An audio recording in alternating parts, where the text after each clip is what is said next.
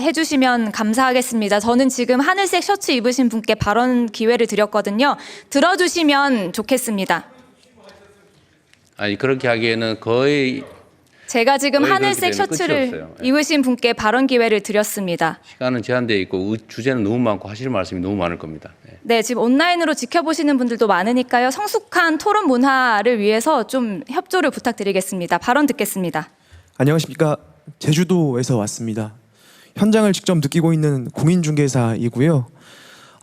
간략하게 최대한 말씀드려보도록 하겠습니다.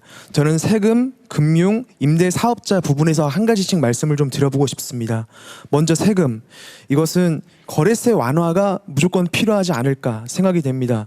시장에서 다주택자들이 매물 소화가 어느 정도 필요하다고 느끼는 바가 충분한데 제주 지역의 경우 살만한 집의 거래가액은 4억에서 5억 정도가 스타트 금액입니다.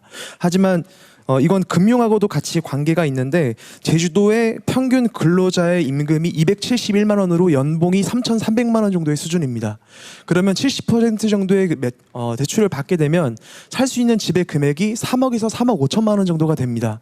그래서 세금, 금융하고 같이 연계에 대해서 말씀을 드리면 현재 지금 DSR이 40% 정도로 되어 있고 스트레스 DSR도 적용이 되어 있습니다.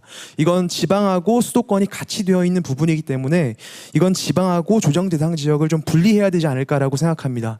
그래서 조정 대상 지역의 집값을 조정하려고 하시면 그 부분은 풀지 못한다고 하더라도 지방의 DSR은 조금 배제를 해주시는 게 어떤가라는 생각이 이제 제안이고요. 그리고 이것하고 더불어서 임대인의 보증금을 반환하는 대출하는 경우에는 DSR과 스트레스 DSR도 같이 풀어주시는 게 어떨까 생각이 듭니다.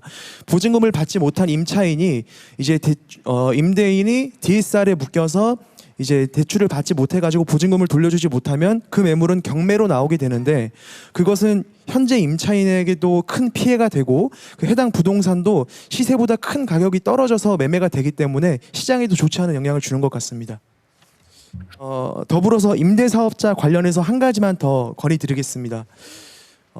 착한 임대인들이 살아남기가 조금 어렵습니다. 왜냐? 어떤 사정으로 인해서 임대료를 좀 감축을 해주려고 하면 5%라는 증액선이 있어서 예를 들어서 월세 100만 원에 주던 것을 당신의 사정이 딱하니 내가 70만 원 주겠소라고 이번에 인정을 해버리면 다음 5%라는 캡에 막혀서 다음 임대료를 올리기가 어렵습니다. 시장 가격을 받기가 어렵기 때문에 예를 들어서 다가구 원투룸의 경우 원래 100만 원이 받다가 70만 원 정도 낮춰주었다. 그러면 다시 캡을 70만 원에서 5%가 아니라 원래 받던 금액인 100만 원 혹은 시장 가격 정도로 그 기준을 삼는 게 어떤가 제안드립니다. 감사합니다. 네, 이게 여러 가지 아주 일리 있는 지적이시고요. 이게 이제 구체적 타당성 있게 좀 정책을 세분화하자. 일반적인 규제나 대책을 만들면 그 틈새들이 많이 생긴다는 거거든요. 이거 아주 일리 있는 지적이신데, 뭐 나름은 그렇게 해왔으면 아마 아직까지도 부족한 것 같아요. 요 사례들은 좀 찾아보고 앞으로 우리도 이제 효율성이 최대화될 수 있도록 좀 핀셋형으로 예를 들면 그 상황에 맞춰서 많이 이렇게 좀 세분화할 필요가 있습니다. 정책 당국자들이 좀 어렵기는 하고 업무가 많아지긴 하겠지만 그렇게 하는 게 맞을 것 같아요. 네, 또. 네, 아까 말씀하시겠다고 하셨던 분, 네, 손 드시고 순서를 지켜주시면 좋겠습니다. 마이크 아니, 그 말씀 이만 하세요. 네, 네. 마이크 전해 드릴 테니까 네, 네. 소개해 주시고 발언 간략하게 부탁드립니다. 좀 무례하게 대통령께서 괜찮아요. 계신데 네. 말씀해서 죄송합니다. 저는 고종환 한국자산관리연구원장 겸 한양대 부동산 대학원 네, 네. 특임 교수로 있고요. 우리 이억원 위원장님 계십니다만 현재 금융위의 금융심의발전위원회를 하고 있습니다. 세 가지만 좀 꼭 말씀드리려고 이 기회가 아니면 또 대통령님도 오래간만에 뵙는 것 같고요. 예, 우선 그 시장 흐름은 트리플 강세입니다. 월세, 전세, 매매가 오르는데 최근의 시장은 전세가 무섭게 오릅니다. 이거는 공급 부족이 가장 큰 원인이다라는 걸 말해주고 있고 이대로 가다간 자칫하면 3, 4년 집값이 미친 집값, 미친 전세 이런 것들이 재현될 수 있는 우려가 있어서 이 자리는 잘 마련하신 것 같습니다. 대통령 말씀에 100% 공감을 하고요. 두 번째는 그럼 왜 이렇게 공급이 허들이 생겼나 세 가지, 네 가지 이유를 짧게 대안 위주로 하겠습니다. 첫 번째는 그동안 3년 전에 아까 대통령께서 왜 2022년 이후에 공급이 이렇게 줄었는가 거기에 대한 답이기도 한데 첫 번째는 택지난이었습니다. 그러니까 서울은 땅이 없기 때문이고 두 번째는 지난 정부가 상기 신도시 이런 거에 대해서 진척이 없었습니다. 그러니까 너무 공급 대책이 오늘 김용덕 장관님 나와 계십니다만 좀 소홀히 했던 측면이 지금에 누적되어서 이런 문제를 가중시켰다. 뭐 전 정부를 탓하는 건 아닌데 정책의 요인도 있고 금리의 요인도 있고 지금 지적하고 싶은 게 공사비 급등이었습니다. 한마디로 얼마 전에 이제 구인철 부총님하고도 이 얘기를 잠깐 좀 나누었는데요. 어쨌든 공사비가 지난 5년간 2배 급등했습니다.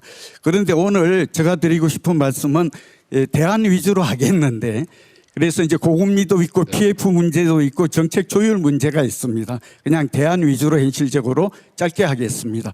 그래서 제가 이 재건축 재개발 이런 것들은 선별적으로 특히 재개발 비아파트 빌라나 오피스텔 위주로 공급을 늘리는 게 단기 공급에는 성과가 있을 것 같습니다. 특히 그리고 상기 신도시라든지 대통령께서 말씀하신 27만 가구 6만 2천 가구 도심권 이거 속도를 좀 빨리 해 주셨으면 좋겠다. 두 번째 그렇게 하기 위해서 안 되는 이유가 있는데 태릉시시라든지 용산 정비창 과천 경마장을 보면 결국 중앙정부와 지방정부가 주민 반대도 있습니다만 정책 그러니까 정례적인 정책 협의체를 구성해서 특히 국토부와 서울시는 매월 한 번씩 만났으면 좋겠습니다. 국민 입장에서 이런 것들이 좀 답답하게 느껴집니다. 공사비 급등 문제가 오늘 제가 드리고 싶은 말씀인데 이렇게 오르는 이유는 자재비 급등이 있습니다. 그러니까 시멘트, 철강 이런 것들이 많이 오른 건 아시겠고 인건비 급등에 자리 잡고 있습니다. 그래서 대안으로는 저는 자재 비축 제도를 좀 제안합니다. 토지 비축, 원유 비축처럼 그렇게 하면 대량 공급을 통해서 좀 원가를 낮출 수 있지 않을까 그런 생각을 하게 하고요. 두 번째는 해외의 기능 인력 같은 것들을 인력 커트제를 한시적으로 좀 해제해 줬으면 좋겠습니다. 조선업처럼. 이게 지금 인건비 급등의 원인이 됩니다. 그리고 PF 문제인데요. 이제 우량 사업장과 비우량 사업장을 구분해서 이제 선별적으로 개발 사업이 많이 멈춰져 있는데 돌아가도록 지원을 이거는 2억 원 우리 장관님께서 신경 써주시고 또 김용덕 장관님께도 이상입니다. 네, 좋은 제안 감사드리고요. 어쨌든 3기 신도시들을 포함해서 기존에 발표된 지역에 착공이 지연되는 건 정말 심각한 문제여서 우리 내부적으로는 이게 무슨 60몇 개월 걸린다고 그래서 저희들이 한 절반 이하로 지금 줄이기 위해서 지금 그 내부 검토 중이라는 말씀을 드립니다.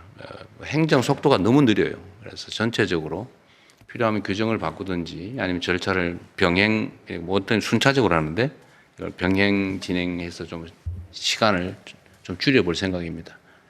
네, 또 계속해서 의견 듣겠습니다. 그 앞에서 두 번째 줄에 계신 마이크 전해드리겠습니다.